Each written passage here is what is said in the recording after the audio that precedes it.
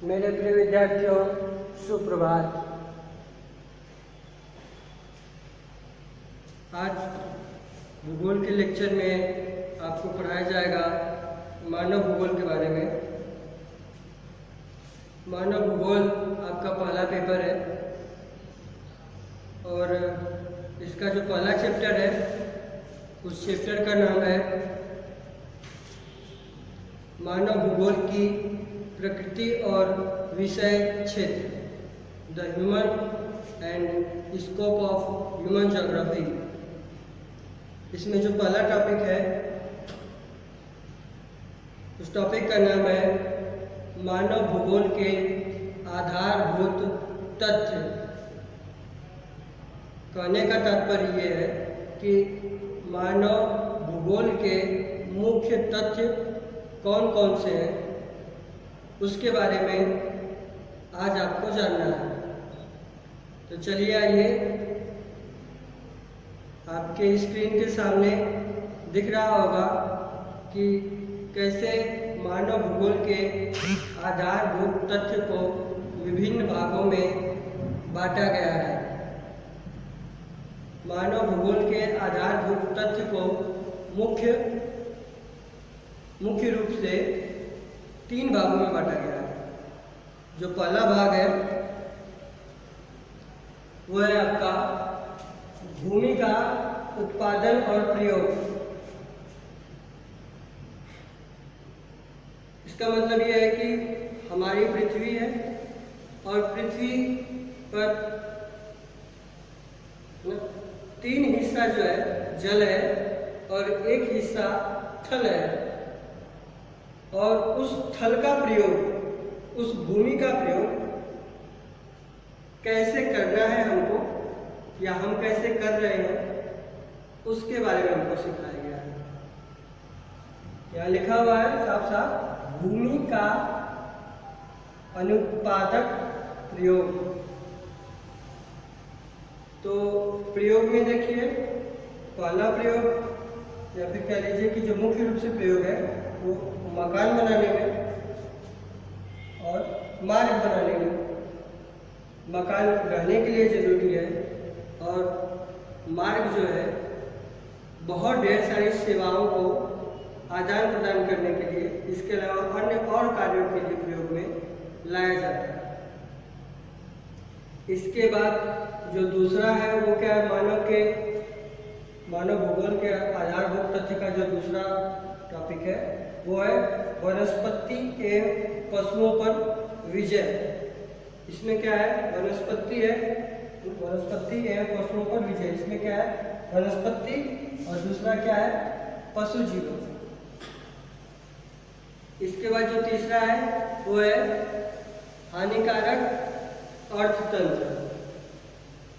मतलब जो आपका अर्थतंत्र मतलब पैसे से संबंधित है, आर्थिक स्थिति आपकी कैसी है ना, उसी में दिया हुआ है।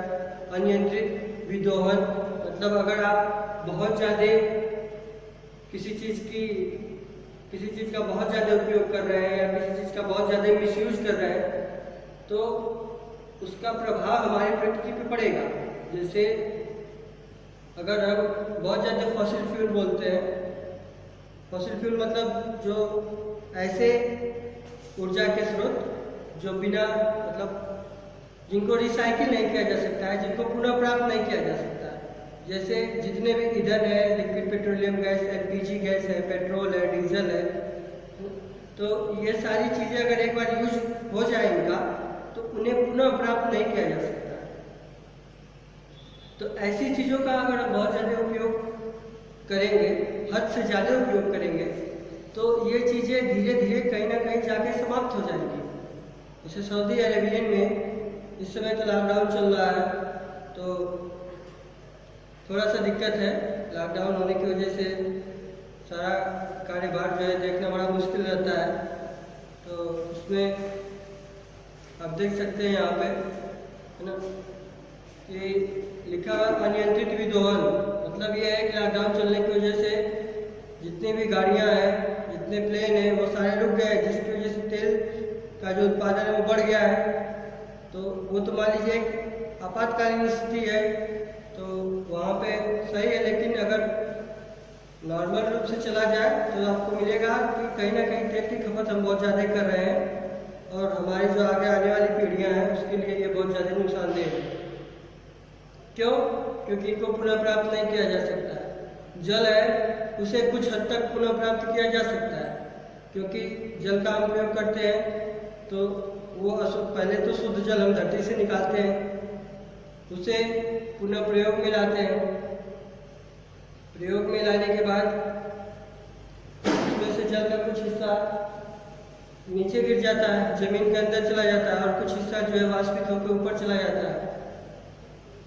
तो जो हिस्सा जल का नीचे चला जाता है जमीन के अंदर, उसे हम पुनः उपयोग में ले लेते हैं, और जो हिस्सा वाष्पित होकर ऊपर चला जाता है वो बादल बन के पुनः बरसात बन के हमारी धरती पे आके गिर जाता है। कहने का मतलब ये है कि ये ऐसी चीज़ है जिनको हम पुनः प्राप्त कर सकते हैं। प्लास्टिक है उसको रिसाइकिल कर सकते हैं, है ना? लेकिन वो भी यूज एंड थ्रो वाली प्लास्टिक नहीं। लोहा है उसे भी रिसाइकिल कर सकते हैं। तो जो चीज़ें पुनः प्राप्त की जा सकती हैं उस पर तो उतना खतरा नहीं मंडराता है, लेकिन जिन चीज़ों को हम पुनः प्राप्त नहीं कर सकते हैं उनको हमें बहुत ही हिसाब से यूज करना चाहिए। तो यही आपका मूलभूत आधार है मानव भूगोल का। 6 हेडिंग है इसकी, तो इसी के बारे में हमें और आगे पढ़ना है। देखिए इसमें दिया हुआ है, थोड़ा विस्तार से इसको जानते हैं।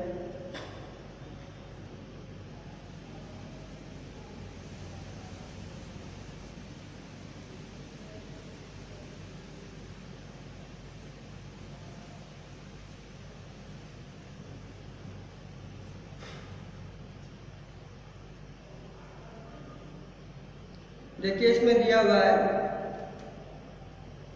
कि भूमध्य रेखी निवासी, भूमध्य रेखा जो होती है उसके आसपास के जो निवासी हैं वृक्षों पर मचान बना के रहते हैं, तथा एस्किमो का इग्लू भी मकान है। मतलब कुछ मकान जो है वो वृक्ष के ऊपर ही बनाए जाते हैं, और जहाँ बर्फ पड़ती है वहाँ पे इग्लू का घर आप लोग सुने होंगे, इग्लू नुमा घर बना लेते हैं जो बर्फ का ही बनता है, और उसको इस तरह से ढक देते हैं कि उस घर के अंदर की जो गर्मी होती है या फिर जो उसके अंदर का वातावरण होता है घर के अंदर का, वो बाहर के वातावरण से बिल्कुल अलग हो जाता है। जिसके कारण अगर उस घर के अंदर हल्का सा भी गर्म, जैसे कुछ आग जला दिए या कुछ इस तरह का कोई गर्म चीज़ है, तो मतलब कहने गए कि अंदर का जो तापमान है वो बाहर के तापमान से कोई उसका संबंध नहीं होता है, क्योंकि बीच में बर्फ की बहुत मोटी लेयर होती है। तो जिसकी वजह से उसके अंदर रहने वाला जीव बहुत ही आराम से रह सकता है। इस तरह के घर को हम क्या कहते हैं? इग्लू कहते हैं। आगे देखिए क्या लिखा है, झोपड़ी भवन है ना, बहुमंजिली इमारतें भी मकान ही है।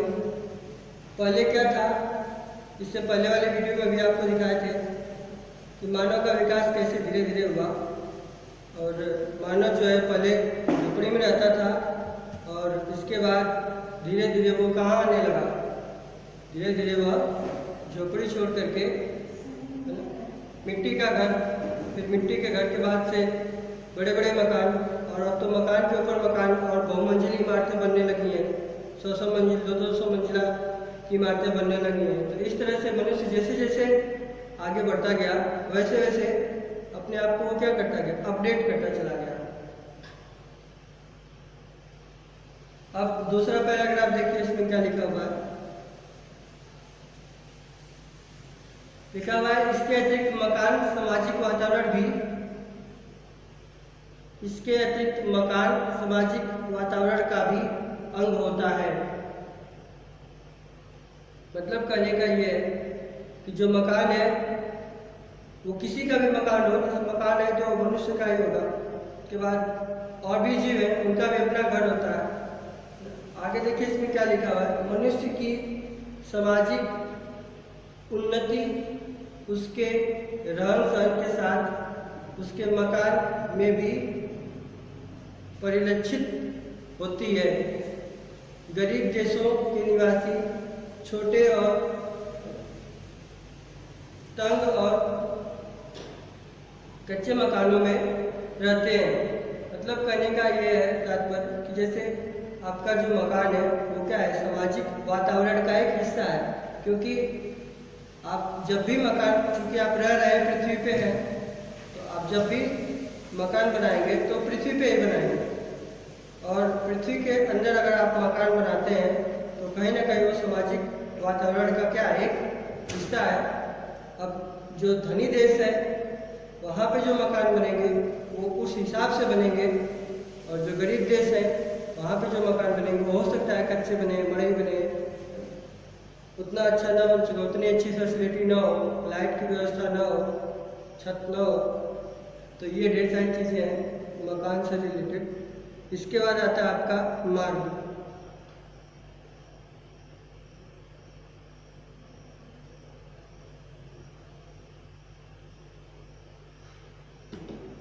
इसके बाद जो दूसरा टॉपिक आता है आपका, ये आता है मार्ग। मार्ग का मतलब ये हुआ कि छोटे छोटे मनुष्यों का जो आपस में समूह है वो कहीं ना कहीं बस्ती बना के रहने लगा। अब एक बस्ती से दूसरी बस्ती, अब ऐसे धीरे धीरे जब मनुष्यों की संख्या और बढ़ी तो एक जिला से दूसरे जिला, फिर एक राज्य से दूसरे राज्य, फिर एक देश से दूसरे देश। जैसे जो पेशेवर रोड है वो भारत से पाकिस्तान को क्या करता है, जोड़ता है।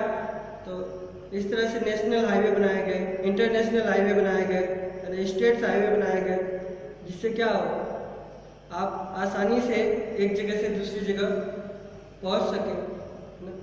मार्ग में आपका रेलवे भी आ जाता है।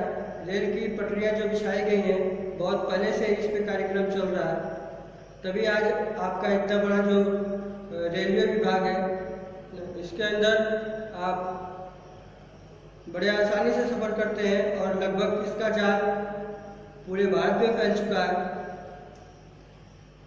दो चीज़ों का आपका आज विस्तार से पढ़ाया गया है, दो चीज़ों को, एक मकान दूसरा मार्ग। इसका नोटबुक में आपको ऑनलाइन जो ग्रुप है उसके अंदर डाल के दे दिया जाएगा। बाकी क्लासेस आपकी इसी तरह से चलती रहेगी। आज के लिए इतना ही है। अगले लेक्चर में जब